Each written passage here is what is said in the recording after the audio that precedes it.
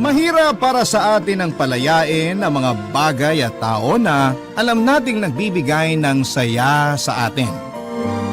Mga tao o bagay na inaakala nating makakatulong para mabigyan tayo ng ngiti sa buhay.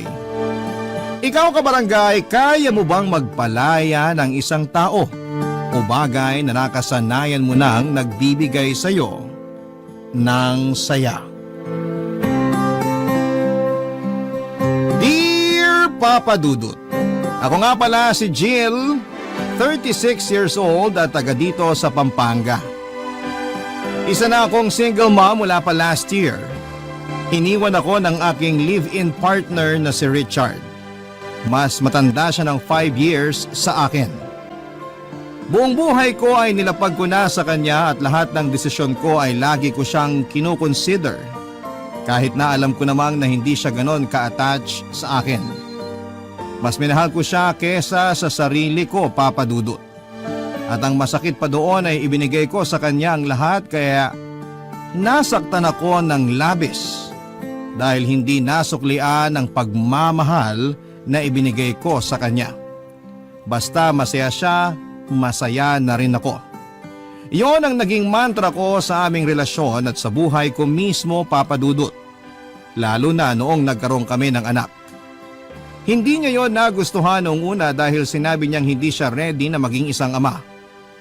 Nasaktan ako pero pinilit ko na lamang nakalimutan ang sinabi niya. Inisip ko na baka nga nabigla lang siya dahil akala niya ay safe kaming pareho.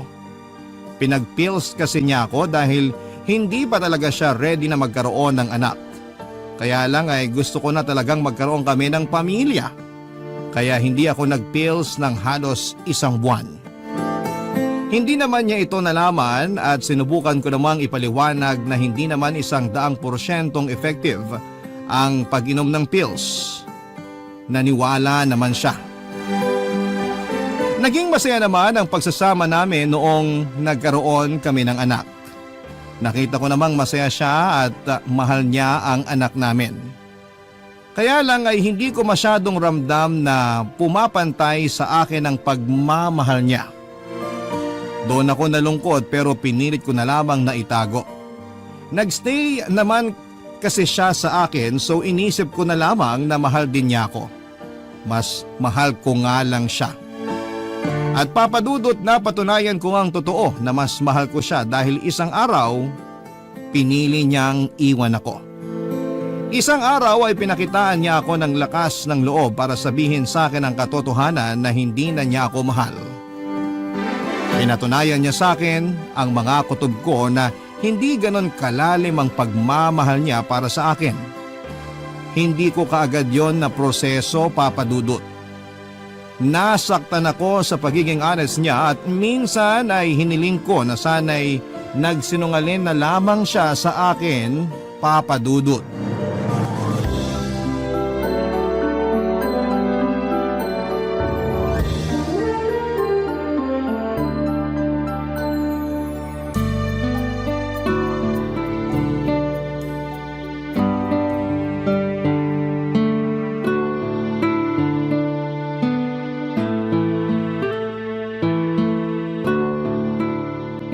Tulog na ba ang anak natin?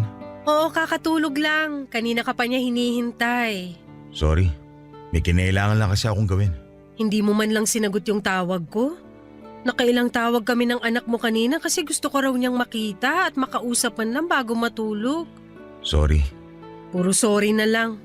Kailan ka ba babawi sa amin ng anak mo? hindi naman ako nagkulang sa anak natin. Pero sa akin, May kailangan tayong pag-usapan. dapat nga siguro mag-usap na tayo. Marami na kasi akong napapansin sa'yo eh. Mabuti naman at willing ka makipag-usap sa akin ngayon. Jill, ayoko na. Anong ayaw mo na? Ayoko na. Ayaw mo na? Ayaw mo nang pinipilit kitang kumain ng gulay? Ayaw mo nang samahan ako magsimba tuwing Miyerkules? Ayaw mo nang samahan ako manood ng TV pagka uwi mo galing trabaho? Alin siya ang ayaw mo at babaguhin ko? Wala nang kailangan baguhin. Ayoko na talaga. Klaruhin mo! Ayoko na sa relasyon natin. Ayoko na rin naman tong nangyayari sa relasyon natin pero hindi naman ibig sabihin ay susukuan ko na. Magkaiba tayo. Gusto ko na tong sukuan Hindi ka pwedeng sumuko dahil may anak tayo. at hindi ko siya pababayaan. Yan ang mapapangako ko sa inyo. Paano ko bang hahawakan yung pangako na yan hindi mo nga natupad yung pangako mo na magsasama tayo habang buhay? Para sa anak natin, tutuparin ko ang pangako ko. At yung pangako mo sa nanay ng anak mo? Jill, huwag ka naman ganyan. Ikaw pa tong ang lakas ng loob na iwan ako, samantalang ako lang naman tong nag-e-effort sa relasyon natin. Ayun na nga eh. Ikaw na lang nag-e-effort. Hindi mo ba makitang unfair yon? Unfair talaga sa part ko. Tapos ikaw pa tong may gana mang iwan? Nagpapakatotoo lang ako. Hindi na kita mahal. Hindi na ako masaya. At sa tingin mo ako masaya? Kaya nga palayain na natin ang isa't isa para maging masaya na tayo. Alam mong kayo ng anak natin ang nagpapasaya sa akin. Huwag mo namang basta bawiin yun. Ang tagal na nating magkarelasyon ni hindi nga ako nag-demand sa'yo ng kasal kasi alam kong ayaw mo. Nakailang sumbat ka na sa kasal sa akin. Kasi ang tagal ko nang hinihingi pero hindi mo magawang ibigay. Kasi hindi ako ready. O talagang hindi lang ako yung gusto mo makasama habang buhay. Sa akin ka hindi ready, di ba? Hindi madaling aminin pero totoo. Hindi ikaw ang gusto ko makasama habang buhay. Ay, Richard! Ramdam ko naman yan una pa lang. Hindi lang ako nagsalita. Kasi akala ko magagawa ng paraan ng oras yung nararamdaman mo para sa akin. Umasa ako na mamahalin mo rin ako tulad ng pagmamahal ko sa'yo. Ni minsan di mo sinubukang pumantay sa nararamdaman ko. Napakatamad mong magmahal. Yun na nga ang problema. Lagi mo hinihiling na pantayan kong pagmamahal mo sa akin. Isa hindi ko nga magawa. O ayaw mo nang gawin talaga. Siguro nga, oo. Tatanggapin mo na lang? Wala man lang pagbabago para sa anak mo? Hindi ako nagkulang sa anak natin. Kaya alam kong wala akong dapat gawing pagbabago. Ang makasarili mo! Hindi ba mas makasarili ka kasi ayaw mo akong palayain kahit alam mong ayoko na? Para to sa anak natin! Bakit ba mas ramdam kong ginagawa mo to para sa sarili mo?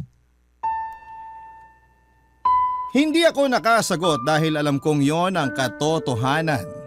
Totoo ang sinabi ni Richard na kaya ko siyang gustong magstay ay para sa akin at hindi para sa anak namin.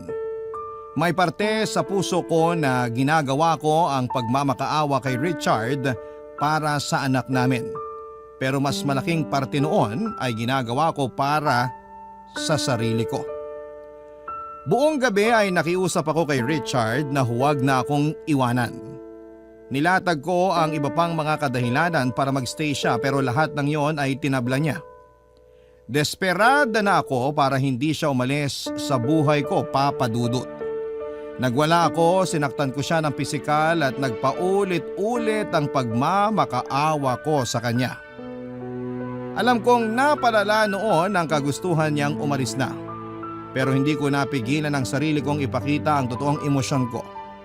Ang tagal kong tinago lahat ng sakit tapos sa huli ay iiwanan niya lamang ako. Natapakan ang emosyon ko at lumaban ang katawan ko.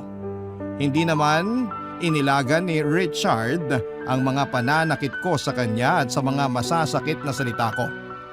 Inubos ko talaga ang lahat ng nasa puso ko baka sakaling makatulong sa pag-move on ko. Kung hindi lang nagising ang anak namin, hindi sana ako titigil sa pananakit kay Richard. Kinuha namang pagkakataon yon ni Richard para umalis na. Wala siyang kinuhang mga damit. Pagbalik ko sa sala, hindi ko na siya nadatnan doon at nanlumo ako. Hindi pa ako tapos magmakaawa at hindi pa ako tapos sabihin lahat ng sama ng loob ko sa kanya. Wala tuloy akong nagawa kundi ang umiyak na lamang mag-isa. Hindi nalaman ng anak namin ang nangyari at hindi ko rin alam kung paano noon ipapaliwanag sa anak namin na iniwan na kami ng ama niya. Naiwan ako mag-isa sa pangangalaga ng anak namin, Papa Dudut. Kahit tinupad naman ni Richard ang pangako niyang sustento sa aming mag-ina, ay hindi pa rin yon naging sapat at gusto ko pa rin ng buong pamilya, Papa Dudut. At pinangako ko sa sarili kong hindi ako titigil hanggat hindi ko napababalik sa buhay ko si Richard. Desidido akong bumawi siya sa kahit na anong paraan. Nakayanan kong tiisin ang kakarampot na pagmamahal niya dati Alam kong makakayanan ko pa rin yon sa mga susunod, Papa Dudut.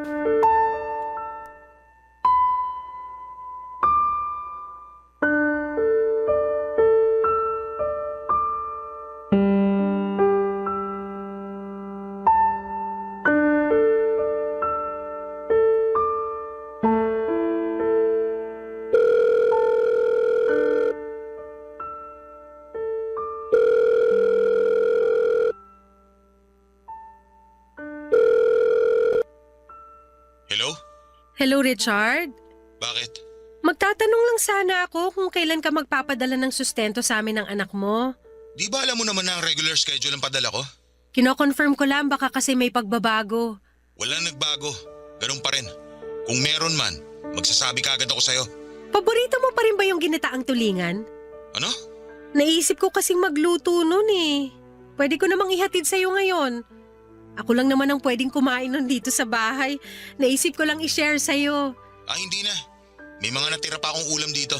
I-ref mo na lang para may makain ka kapag naumay ka sa mga ulam mo dyan. Ang layo ng bahay mo sa bahay ko ngayon. Hindi mo na kailangan ipadala. Mahal magpa-deliver. Hindi ko naman ipapadeliver sa iba. Ako na mismo ang maghahatid. Jill, hindi na kailangan. Pero paborito mo yung ginataang tulingan, di ba? Dati yon. Akala ko ba walang nagbago? Saan na naman ba papunta ang usapang to, Jill? Baka lang lumamig na ang ulo mo sa akin at naisip mo magkaayos na tayo. Sabi ko na eh. So ano nang sagot mo? Kailan mo gustong pag-usapan tungkol sa pagbabalikan natin? Nakailang buwan na rin naman na tayong hiwalay. Baka nakapag-isip ka na ng tama. Jill, wala na akong balak makipag-usap pa tungkol sa relasyon natin. Wala na tayong ibang dapat pag-usapan kundi ang anak natin. Ito na yung tama para sa sitwasyon natin. Para rin naman sa anak natin tong ginagawa ko ah. Huwag mo namang gamitin ang anak natin para makuha mo ang gusto mo. Hindi ko ginagamit ang anak natin. Gusto ko lang makita mo ng mas maayos na kailangan ka ng anak mo. Kaya nga ginagawa ko pa rin ang best ko para sa kanya kahit hindi na tayo nagsasama sa iisang bahay. Pero hindi ba't mas magiging maganda para sa kanya na kasama ka namin sa iisang bubong? Hindi mo ba naisip yun? Hindi na tayo pwede magsama. May babalik ko rin ang pagmamahal mo para sa akin. Magbabago ko para sa'yo. Lahat ng ayaw mo sa akin tatanggalin ko. Gumawa ka ng listahan. Alam ko na karami na ako sa'yo. Hindi na maibabalik ang pagmamahal ko sa'yo kasi may iba na ako. May iba ka na? Sorry kung hindi ko agad nasabi sa'yo. Pero nagsasama na kaming dalawa ng bago kong girlfriend. At mas pinili mo siya kaysa mabigyan ng masayang pamilya ang anak mo? Kaya pa rin nating mapasaya ang anak natin kahit hindi na tayo magkasama. Hindi mo kasi maintindihan! Ikaw ang hindi makaintindi. Ilang buwan na tayong hiwalay, pero hindi mo pa rin magawang tanggapin. Kasi para tayo sa isa't isa! Yan ang binuo mong idea sa ating dalawa. Pero Jill, hindi na tayo para sa isa't isa una pa lang. Alam mo yan.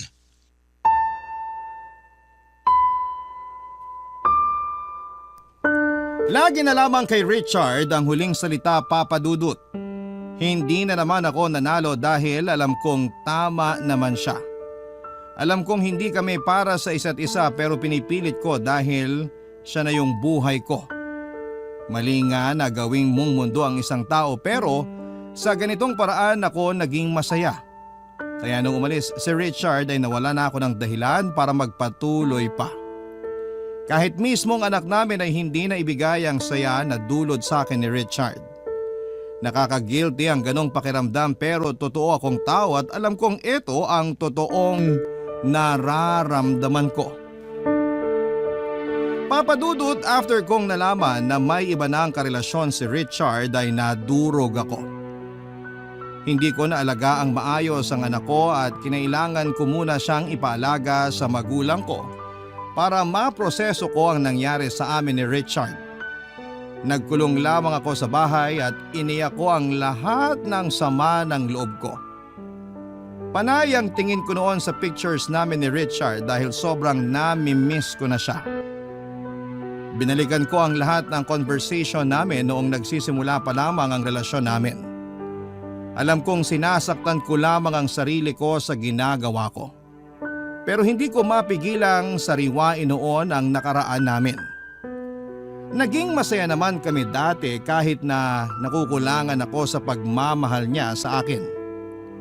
Kung nakontento na lamang sana ako dati at hindi na lang laging nagrereklamo sa kanya, sa sama ng loob ko dahil hindi ko masyadong maramdaman ang pagmamahal niya. Sana'y hindi kami nagkahiwalay. Sana'y natuto akong tanggapin na lamang kung ano lang ang kaya ni Richard, kung yun lamang ang paraan para magstay siya sa buhay ko. Pinagod ko rin ang sarili ko sa kakaisip ng paraan para makuha ko siya pabalik sa buhay ko, Papa Dudut. Hanggang sa bigla ko naalala ang tiyahing kong nasa probinsya. Napangiti ako dahil nakaisip na ako ng magandang plano at kailangan ko ang tiyahin ko para maisakatuparan yon. Papa Dudut, alam ko na ang gagawin ko at sigurado na ako noon na makukuha ko pabalik si Richard. Dahil doon ay napatigil na ako sa pag-iyak. Dahil doon ay gumaan na ang pakiramdam ko dahil mababawi ko na kung sino ang para sa akin, Papa Dudut. Barangay Love Stories. Barangay Love Stories. Papa Dudut, hindi ko muna kinuha ang anak ko sa mga magulang ko dahil kinailangan kong umuwi ng probinsya para puntahan ang tiyaming ko na noon ay 60 years old na. Matandang dalaga at nakatira malayo sa mga kamag-anak namin. Naging close kami ni Tiyaming noong bata pa lamang ako. Pinsan siya ng nanay ko at siya ang pinaka-paborito kong kamag-anak sa lahat dahil kaya niya akong intindihin. Ako lang din ang nakakaunawa sa kanya dahil tingin ko sa kanya ay mabuting tao. Samantalang ang tingin sa kanya ng iba naming kamag-anak ay weirdo at may sapak sa utak. Hindi ko nakita yon sa kanya. Nakita kong matalino siya at mayaman ang espiritualidad niya. Kaya mas lalo akong napalapit sa kanya dahil gusto kong malaman ang mga bagay na hindi pa alam ng karamihan. Kaya lang ay kinailangan niyang umalis sa barangay namin dahil hinuhusgahan na siya ng mga kakilala namin base sa ginagawa niyang kabuhayan. May sabi-sabi kasi sa barangay namin na isang mangkukulam ang tiyaming ko. Kahit mga kamag-anak ko mismo ay pinapaniwalaan yon. Bata pa lamang ako noon pero alam kong may katotohanan ng sinasabi nila. Tuwing may nakakaaway si Tiyaming sa lugar namin ay inaasahan ng lahat na may mangyayaring hindi maganda sa tao na yon at walang naging palya yon, Papa Dudut. Sa kwarto ni Tiyaming minsan na akong nakapasok. Wala ni isa sa mga kamag-anak ko ang nagtangkang pumasok doon maliban sa akin. Hindi ko na inulit dahil natakot ako sa mga nakasabit sa kanyang dingding lalo na ang itim na kandila at iba't ibang larawan ng mga taong kakilala at hindi ko kakilala. Hindi ko naman yon pinaalam sa kanya o sa kahit na sino dahil gusto kong protektahan ang tiyahin ko dahil naging maayos naman siya sa akin. Kaya ang laking lungkot ko noong napilitan siyang lumayo para hindi na rin madamay kaming pamilya niya. Tumira siya sa isang liblib na lugar kung saan ay hindi ganoong kadaling makapunta pero nagawa ko. Dahil gusto ko nang magkabalikan kami ni Richard at alam kong si Tiyaming lang ang tunay na makakatulong sa akin. Siya ang magiging tulay ko para magawa ko yon. Ang tagal na rin noong huli ko siyang nakita at nanibago siya sa akin nang muli kaming magkita, Papa Dudut.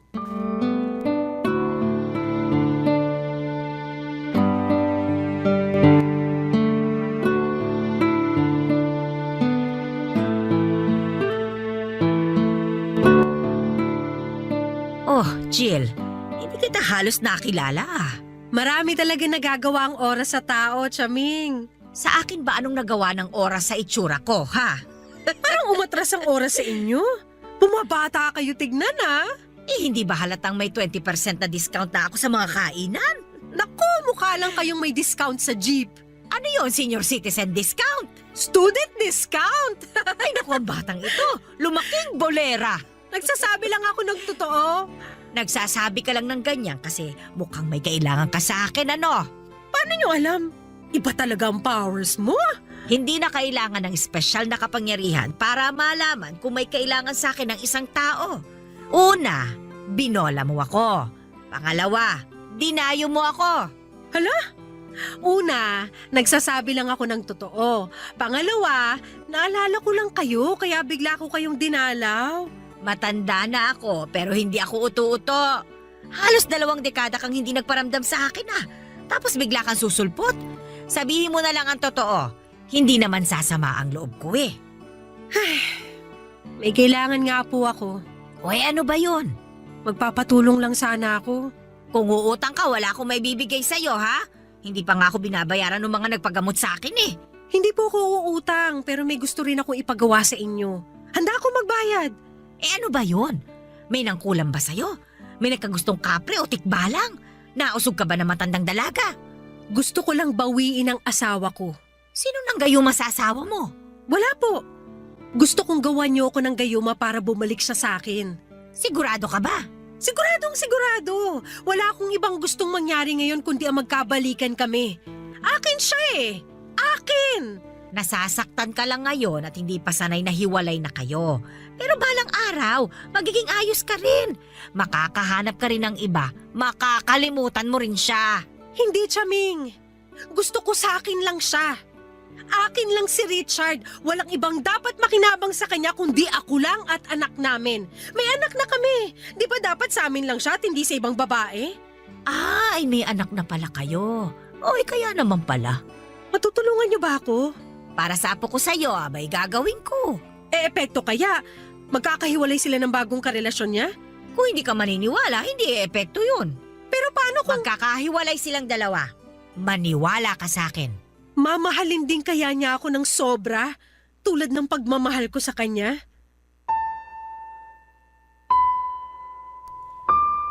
Hindi nakapagsalita si Chaming sa huling tanong ko, Papa Dudut. Kahit siya ay hindi naging sigurado sa pwedeng mangyari. Nasabi niya sa akin na kaya niyang paghiwalayin sina Richard at ang bagong karelasyon nito pero hindi niya may pangakong magiging kapantay ng pagmamahal ko ang pagmamahal ni Richard sa akin. Tinanggap ko na lamang yon kasi ang habol ko lang din naman ay ang magkabalikan kami. Ayoko talagang mabuhay ng mag-isa nang hindi kasama si Richard kaya ako yun nagawa, Papa Dudut. Hinanda lahat ni Chaming ang kailangan niya sa orasyon na gagawin niya. Kinuha niya rin ang ibang impormasyon tungkol kay Richard at sa bago nitong girlfriend. Mabuti na lang at nag-stalk ko ang bagong girlfriend ni Richard kaya ako nalaman ang lahat tungkol sa kanya. May kasikatan din kasi ang babaeng yon sa social media kaya madali ko lang nahagilap ang mga impormasyon tungkol sa kanya. Matapos noon ay sinimulan na nga ni Chaming ang orasyon. Ginamitan niya yon ng itim na kandila at ibang spices. Hindi na ako nagtanong kung ano ang mga yon. Pinagmasdan ko na lamang at dinasal na sana ay magkaroon ng katuparan ang orasyon na yon, Papa Dudut. Umuwi na rin ako after noon at binilinan ako ni Chaming na huwag masyadong isipin ang ginawa naming orasyon para magkaroon yon ng katuparan. Nahirapan ako roon dahil kapit ako na matutulungan ako noon para magkabalikan kami ni Richard. Pagkarating ko ng bahay ay tinawagan ko na ang mga magulang ko para kunin ang anak ko.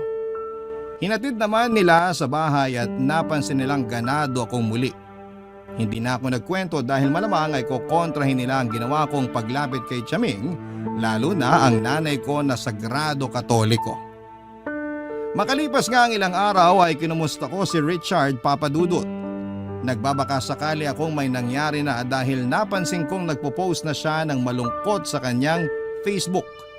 Lihim akong nasiyahan dahil pakiramdam ko ay yun ang katuparan ng hiling ko. Ilang beses ko siyang tinawagan pero hindi niya sinagot. Hanggang sa pinuntahan ko na lamang siya sa bahay niya. Iniwan ko munang muli ang anak namin sa magulang ko dahil may naisip akong plano, Papa Dudut.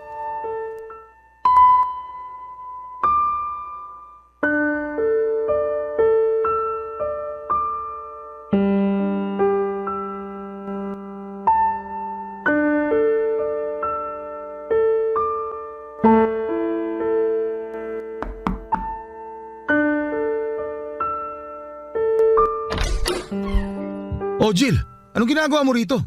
Kanina pa ako tumatawag sa'yo, hindi mo man lang sinagot. Pwede mo naman kasi i-text na lang kung ano man yung kailangan mo. Magre-reply naman kagad ako pag di na ako busy. Alam mo namang hirap ako mag-text, di ba? Ano ba kasi yun? Hinahanap ka kasi ng anak natin. Namimiss ka, gusto ko raw makita. Tatawag ako mamaya sa kanya. Wag muna ngayon, please. Bakit? Ano ba nangyayari sa'yo? Wala. Napansin ko panay ang post mo ng malulungkot sa Facebook ah. Wala yun. May problema kayo ng girlfriend mo? Hindi ko alam. Ah, may problema nga kayo. Okay lang ba kung umalis ka na muna? Kailangan ko lang mapag-isa. Dapat nga may kasama ka ngayon para mabigyan ka ng tamang advice. Lalabas naman kami ni Arthur mamaya para mag-inuman. Ayos na ako ron. Iba pa rin kapag may kausap ka ngayon lalo't babae ako. Alam ko ang takbo ng utak ng mga babae. Bakit? Hindi ka ba busy? Andito ba ako ngayon kung busy ako? Eh yung anak natin, nasan? Nasa magulang ko. Pinabantayan ko muna kasi medyo nag-aalala rin ako sa'yo eh. Liga, pasok ka. Salamat. Upo na rin ako ah. Pili ka lang ng gusto mong maupuan dyan. Kukuha lang ako ng kape. Ay, okay na. Mag-usap na lang tayo ngayon. Maupo ka na rin. Halika, tabihan mo ako. Paano ba to? Anong paano ba to? Paano mo ako matutulungan sa girlfriend ko? Nagtalo na lang kami bigla dahil sa sinaing. Inaway niya ako. Inaway ko rin siya. Dahil lang sa sinaing? Alam ko ang babaw. Pero hindi ko maintindihan yung sarili ko kung bakit ako sumabog ng ganun. Asan siya ngayon? Umuwi muna siya sa magulang niya. Hiwalay na kayo? Nakipag-cool off siya sa akin. Pero makikipagayos ako. Alam mo kung ako sa'yo, wag na. Yan ang ibibigay mong advice sa akin? Kasi naman kung sa maliit na bagay lang ganyan na kayo magtalo. Paano pa kaya kapag malalaking pagsubok na? Tama ka naman. Kaya lang. Gusto mo ba dalhin ko muna rito ang anak natin para malibang ka? Pwede naman. Kaya lang, lalabas kami ni Arthur mamaya eh. Pwede namang dito lang din ako para pag umalis ka, may magbabantay sa anak natin. Tapos uuwi na lang kami kinabukasan. Ayos lang ba? Parang hindi magandang idea yan. Ay nako, naka-move on na ako sa'yo no. Walang halong mali siya tong pagstay ko rito kung yan ang iniisip mo. Gusto ko lang makatulong. Tsaka pag malungkot ka, maapektuhan yung pakikitungo mo sa anak natin. Bilang nanay, ayoko namang mangyari yun. So ginagawa mo lang to para sa anak natin? Oo naman. Sabi ko nga sa'yo, naka-move on na ako sa'yo.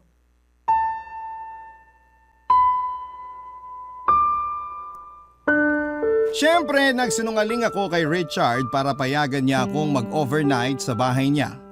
Kailangan ko rin kasing makibalita at natuwa talaga ako sa nangyari. Kinuha ko ang anak namin at saka dinala sa bahay ni Richard. Natuwa kong makita silang masayang magkasamang mag-ama. Parang nabuo ulit kaming pamilya. Hindi na rin natuloy na umalis si Richard kasama ang kaibigan niyang si Arthur. Nag-decide na lamang siya na manood kaming pamilya ng pelikula sa bagong TV niya.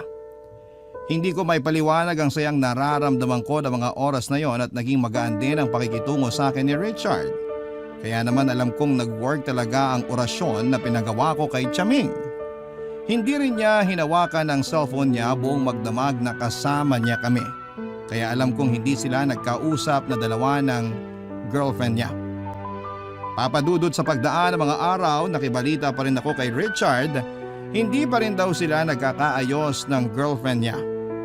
Ramdam kong balisa si Richard at ayon kay Chaming, parte raw yon ng ginawa niyang orasyon. Hindi rin nag-attempt na lumapit si Richard sa girlfriend niya at hindi raw niya maintindihan kung bakit. Dati naman daw ay si Richard ang nagpapakumbaba sa tuwing may maliit silang away. Pero noong pagkakataong yon ay nagbago na ang lahat. Hindi na raw naramdaman ni Richard na kailangan niyang lumapit sa girlfriend niya. Naramdaman daw niya na nababalisa siya sa tuwing naiisip na kausapin ang babaeng yon. Isa na namang senyales na epektibo ang ginawa ni Chaming. Kaya naman nagpapasalamat akong muli sa tiyahin ko. Ang kailangan ko na lang hintayin ay ang pagbabalik ni Richard sa aming mag-ina. Hindi ko paramdam na nagbalik na ang pagmamahal niya sa akin, pero sabi nga ni Chaming, kailangan ko lang magtiwala sa hiwaga ng gayuma. Barangay Love Stories. Barangay Love Stories. Masaya ako na nadagdagan na rin ang atensyon ni Richard hindi lang sa anak ko kundi maging sa akin din. Kinilig ako sa tuwing kinukumusta ko ni Richard, Papa Dudut. Lagi na rin niyang hinihiram ang anak namin at dumadami na ang oras niya sa aming mag-ina. Kaya naman nagpapasalamat talaga ako na lumapit ako kay Chaming. Wala pa rin akong nabalitaan kung nagkakausap pa rin ba sina Richard at ang girlfriend niya. Kailangan ko na lang silang mapaghiwalay ng totoo para matapos na ang kalbaryo ko at makapasok na akong muli sa eksena. Alam ko namang alanganin pa rin si Richard sa gagawin noon sa relasyon nila. Ramdam ko pa rin naman noon na may pagmamahal pa rin siya sa babaeng yon. Ang maganda lang sa nangyayari noon, di gumagawa ng paraan si Richard para magkaayos sila ng girlfriend niya. Pasensya na ha kung hindi ko magawang banggitin ang pangalan ng girlfriend ni Richard dahil kapag naririnig ko yon ay nababalisa din ako. Sinabi ni Chaming na normal lang daw yon sa mga nagpagawa ng orasyon. Papa Dudut, inakala kong magtutuloy-tuloy na ang magandang balita na hindi na nga magkakaayos sina Richard at ang girlfriend niya. Hanggang isang araw ay napansin ko na lamang na parang biglang nagbago si Richard. Hindi na siya dumadalaw noon sa bahay namin at bihira na rin kung hiramin niya ang anak namin kahit na day off niya. Kinutuban na ako lalo na at bihira na rin niyang sagutin ang mga tawag ko. Alam kong may mali na. Tinanong ko si Richard kung nagkaayos na ba sila ng girlfriend niya at sinabi niyang oo. Nagkabalika na raw sila. Nadurog muli ang puso ko, Papa Dudut. Iniwan kong muli ang anak ko sa mga magulang ko at saka pinuntahan si Chaming para itanong kung bakit nagkabalikan pa rin silang dalawa, gayong malakas naman ang ginawang orasyon ni Chaming.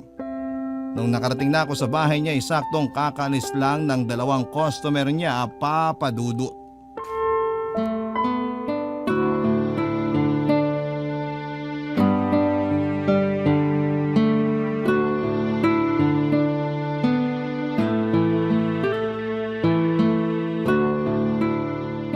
Customer mo ba yung mga umalis, Chaming? Ay oo! Yung isa nagpagawa ng orasyon para lumakas ang negosyo niya. Yung isa naman nagpahula. Nanguhula ka na rin pala?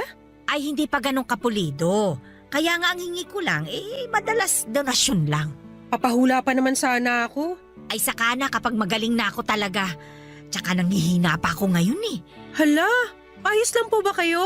Dumagsa kasi ang mga customer mula pa kahapon. Bentang-benta pala kayo eh. I-recommenda ko nga kayo sa mga kakilala ko sa amin sa Pampanga. Ay sige nga para makadagdag sa pagpapagawa ko ng bahay. Maliit lang din kasi ang sinisingil ko sa mga customer ko. Akong bahala sa inyo. Basta tulungan nyo rin ako kay Richard. O di ba hindi nga't natulungan na kita noon? Nagkahiwalay na sila ng nobya niya, hindi ba? Nagkahiwalay lang pansamantala pero ngayon nagkabalikan ulit sila. Ah, ganun ba? Effective yung orasyon na ginawa nyo para maghiwalay sila eh. Pero bakit nagkabalikan ulit? Hindi ba dapat hindi na? Dahil kumukupas din ang gayuma o kahit anong klase ng orasyon.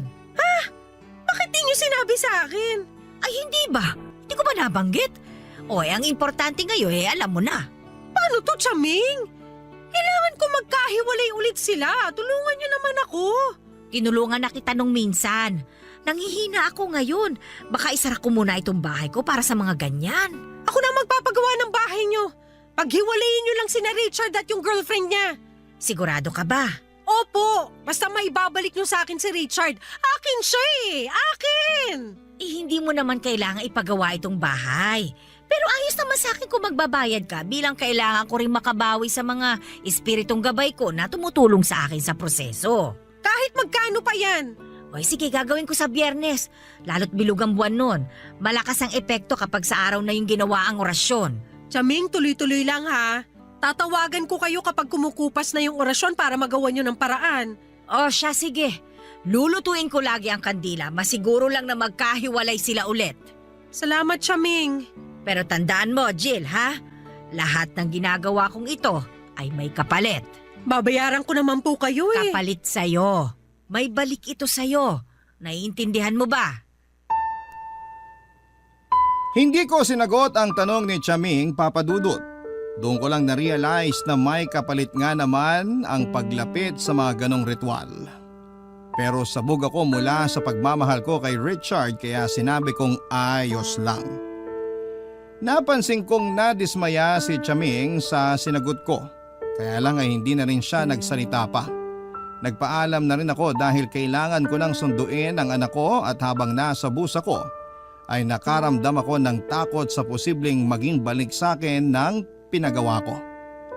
Kaya lang papadudot mas nangibabaw talaga ang kagustuhan kong makuha pabalik si Richard. Natikman kong muli ang atensyon niya mula nung nagkahiwalay sila pansamantala ng girlfriend niya. Kaya lang mabilis din yung nawala dahil kumupas na pala ang orasyon na pinagawa ko. Sumapit nga ang araw ng Biyernes, kabilugan ng buwan. Saktong 3:00 daw ng madaling araw nang simulan ni Chaming ang ritual. Excited na naman ako sa magiging pagbabago ng trato ni Richard sa aming mag-ina. Kaya lang ay hindi agad umepekto tulad ng dati. Ilang beses kong kinulit si Chaming pero sinabi niyang habaan ko ang pasensya dahil di e-epekto kapag nagmamadali ako o masyado akong atat. Sinubukan kong magpasensya at makalipas lang ang 2 linggo ay nagkahiwalay muli sina Richard at ang kanyang girlfriend. Naibalik muli sa aming mag-ina ang atensyon ni Richard. Natuwa na naman ako. Hiniling kong muli kay Chaming na lutuin pa ang kandila niya at sumunod naman siya. Napagastos ako dahil gusto kong masiguradong babalik si Richard sa akin. Nagtuloy-tuloy naman ang magandang balita para sa akin. Ramdam ko noon na wala nang ang balikang mangyayari sa pagitan ni na Richard at ng kanyang girlfriend. Binura na rin kasi ni Richard ang mga pictures nila ng girlfriend niya sa social media accounts nito. Lumaki tuloy ang pag-asa kong magkakabalikan kami lalo't malungkot si Richard. Inabot ng 5 buwan ang saya ko hanggang isang araw ay nabalitaan ko na lamang na ikakasal na silang dalawa. Gumuho ang mundo ko. Nagmadali akong pinuntahan si Chaming para itanong kung bakit ganon ang nangyari. Akala ko noon ay mapapasa akin ng muli si Richard, bakit biglang bumalik siya sa babaeng yon.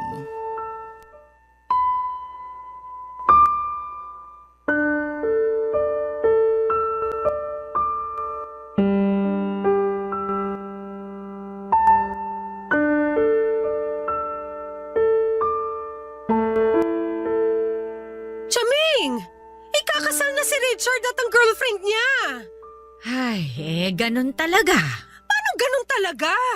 Kung hindi ukol, abay hindi bubukol. Pero di ba ginamitan mo naman ng malalakas na orasyon? Ano nangyari? Ginamitan ko nga. Nakita mo naman ang epekto ng mga nakaraang buwan, hindi ba? Oo, nagkagulo sila, nag-away, nagkahiwalay. Oh, edi ibig sabihin, umepekto nga. Pero bakit ngayon hindi na? Ba't nagkabalikan sila? Gusto mo ba magsindi ulit ako ng kandila? Niloloko na ata ako ng mga kandila mo eh. Paano bang niloko ka? Nakita mo nga nagkahiwalay sila, hindi ba? Pero nagkabalikan din sila. Hindi ganito ang plano. Dapat forever sila magkakahiwalay. Ganun nga talaga. Yan na lang ba isasagot nyo sa akin ngayon? Malamang. Matapos lahat ng binayad ko sa inyo? Halos napunta na sa inyo lahat ng ipon ko para sa kinabukasan ng anak ko eh. Jill, nagpagawa ka sa akin ng ritual, hindi ba? Malamang kailangan mong magbayad. At saka sabi mo sa akin, babayaran mo ko. Ikaw ang nagpresenta. Pero sana, tulad ng ibang customer, maibigay man lang sana ang serbisyo na kailangan ko. Naibigay ko naman sa'yo ang kailangan mo. Napaghiwalay natin si Richard at yung girlfriend niya. Uulitin ko lang. Nagkabalikan silang dalawa at ngayon ikakasal na. Ginawa ko na ang lahat, Jill. Pagpasensyahan mo na kung ano lang ang inabot ng makakaya ko. Gawan niya ulit ng paraan. Kausapin mo kung sino man yung nasa kabilang mundo na tumutulong sa inyo. Basta gawan niyo ng paraan. Ganyan na ba ang nagagawa ng pagmamahal mo para kay Richard? Ito ang nagagawa sa akin kapag hindi ko nakukuha ang serbisyong binayaran ko. Yan ang nagagawa ng mga taong hindi kayang pakawalan ng isang bagay na alam naman nilang tapos na. Hindi mo alam ang nararamdaman ko kaya ang dali para sa'yo na sabihin yan. Madali para sa akin na sabihin ito sa'yo dahil bata ka pa lang, Ganyan na ang ugali mo. Naalala mo yung manika mong hindi mo naman na pinaglalaroan pero ipinagdadamot mo sa pinsan mong ipahiram. Ang dami mong bagong laruan pero ayaw mong bitawan yung luma para ibigay sa iba kahit alam mo namang hindi mo na naman kailangan. Ganyan ka talaga, Jill. Kinukulong mo sa mga palad mo yung mga tao o bagay na dapat matagal mo nang pinakawalan. Matagal na tayong hindi nagkasama kaya wala kang alam sa mga pagbabago ko ngayon. Nagbago ka ba talaga? O tulad ka pa rin ng batang Jill na sakim at puro sarili lang ang iniisip? Kung hindi ka na makasarili, asa ng anak mo ngayon? Bakit imbis na inaalagaan mo siya ngayon, nandito ka't nagagalit sa akin dahil hindi mo makuha ang isang bagay na hindi naman talaga para sa'yo? Sino ka ba para sabihin na hindi para sa akin si Richard? Hindi siya para sa'yo, Jill. Sa iba't ibang buhay, hindi siya nanatili sa'yo. Hindi siya para sa'yo. So pinirahan niyo lang ako? Alam niyo namang hindi pala siya para sa akin pero kuha ka ng pera sa akin para paasahin ako mapaghihiwalay mo yung dalawa? Napaghiwalay naman natin sila, hindi ba? Ilang beses pa nga. Pero tulad nga ng sinabi ko sa'yo, kung hindi nakatadhana para sa'yo, hindi talaga mapupunta sa'yo. Kahit pa ilang kandila ang sindihan natin, lutuin natin, hindi nun makakayanan ang itinakda. Tinakda kayong magkahiwalay. Itinakda si Richard para sa iba. Sana iyon ay maging klaro sa'yo. Hindi talaga siya para sa'yo.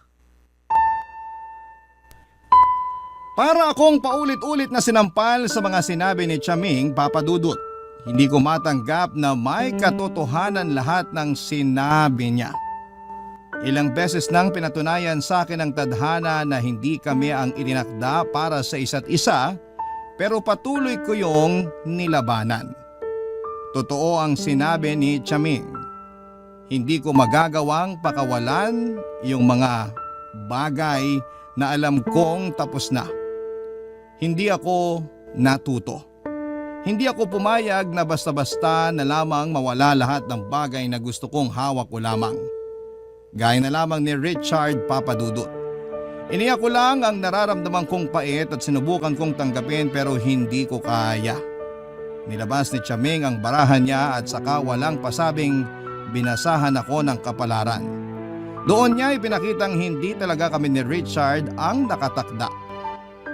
Nakita na raw yon ni Chaming. Sina Richard at ang kanyang girlfriend ang nakatakdang magsama habang buhay. Parang dinaganan ang dibdib ko sa mga sinabi ni Chaming, Papa Dudut. Hindi madaling tanggapin ang katotohanan. Pero nung hinawakan niya ang kamay ko at sinabing merong bagong darating, at yun na nga ang para sa akin. Ramdam ko ang sincerity sa mga mata ni Chaming at sinabi niyang paparating na ang para sa akin. Kung magagawa ko lang bitawan ang hindi na para sa akin. Papa Dudut, hindi na ako umulit pa na magpagawa ng orasyon kay Chaming. Tinanggap ko na lamang ang katotohanan hindi para sa akin, kundi para sa anak ko. Minessage ko si Richard at sinabi kong kailangan ko munang malayo sa kanya para makapag-move on. Inamin kong maipagmamahal pa rin ako sa kanya at hindi madali na malamang ikakasal na siya sa iba. Kailangan ko lang ayusin ang sarili ko at intindihin ang anak ko. Naintindihan naman niya at humingi siya ng tawad sa lahat ng mga naging pagkukulang niya. Inayos namin ang para sa schedule ng anak namin at sinabi ko sa kanya na sa magulang ko na lang lumapit kung may kailangan siya sa anak namin. Hindi ko muna siya kayang makita o makausap man lang dahil baka kung ano pa ang magawa ko. Ikakasal na sila ngayong taon, Papa Dudut, at hindi pa rin ako makamove on sa kanya.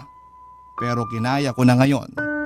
Bit-bit ko na lamang ang pag-asa na balang araw ay may darating din na para sa akin. Na kapag hindi ko pa binitawan si Richard, itatago siya ng dakilang lumikha sa akin. Kaya ako bumitaw dahil alam kong may darating at yon ang mananatili para sa akin. Hanggang dito na lamang po ang aking liham, Papa Dudut. maraming salamat po sa pangunawa at pagbabahagi ng aking kwento sa inyong mga masusugid na tagapakinig sa Barangay LS 97.1 Forever. Muli, maraming salamat po. Ang inyong forever at kapusong kabarangay, Jill. Nagustuhan ng iyong napakinggan? Ituloy yan via live stream sa www.gmanetwork.com/radio. Barangay LS 97.1 Forever!